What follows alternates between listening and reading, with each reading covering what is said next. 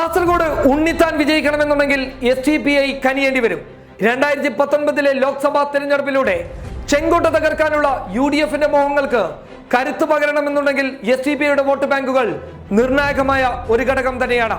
CPIMന്റെ രാഷ്ട്രീയ ചാണക്യൻ KP സതീശചന്ദ്രനെ നേരിടുവാൻ ശക്തമായിട്ടുള്ള പിന്തുണ UDFന് പുറത്തുനിന്നും അനിവാര്യമാണ്.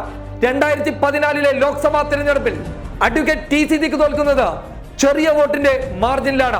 അതിന് കാരണക്കാരൻ SDPI ആണെന്നായിരുന്നു അന്ന് പലരുടെയും വാദങ്ങൾ. അത് പരക്കെ പ്രചരിക്കപ്പെടുകയും ചെയ്തിരുന്നു. 7 നിയോജക മണ്ഡലങ്ങളാണ് കാസർഗോഡ് ലോക്സഭയിലുള്ളത്.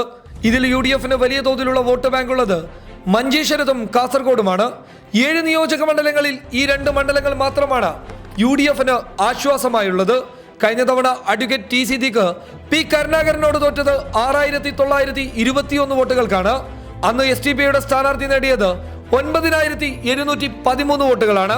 അതുകൊണ്ട് തന്നെ ടി സിദ്ദിഖിന്റെ പരാജയത്തിന് കാരണം SDPIക്കാരാണെന്നുള്ള ഒരു പ്രചരണം വലിയ തോതിൽ നടന്നിരുന്നു. UDFന് ലഭിക്കേണ്ട വോട്ടുകൾ SDPI പിടിച്ചെടുത്തത് കൊണ്ടാണ് ഈ തോൽവി സംഭവിച്ചതെന്നായിരുന്നു പ്രചരിപ്പിക്കുന്നവരുടെ വാദം.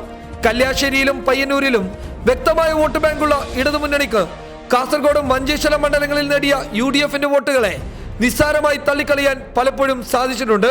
എന്നാൽ 2014 ഇടതുമുന്നണിയുടെ ഈ പ്രതീക്ഷകളെയൊക്കെ അഡ്വക്കേറ്റ് ടി സിദ്ദിഖ് കാറ്റിൽ പറത്തുകയായിരുന്നു.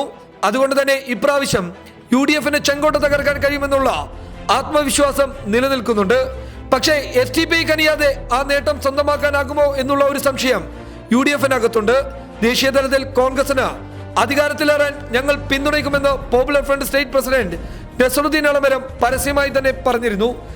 ദേശീയ തലത്തിൽ കോൺഗ്രസിനെ അധികാരത്തിലേറാൻ ഞങ്ങൾ പിന്തുണയ്ക്കുമെന്ന് popular front state president Nasaruddin Elamaram നേരത്തെ തന്നെ പറഞ്ഞിരുന്നു. എന്നാൽ കാസർഗോഡ് SDPIയുടെ തീരുമാനം എന്തായിരിക്കുമെന്നുള്ള ആശങ്കയിലാണ് UDF ഉള്ളത്.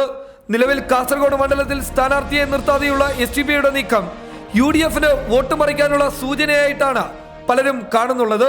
News desk public Kerala.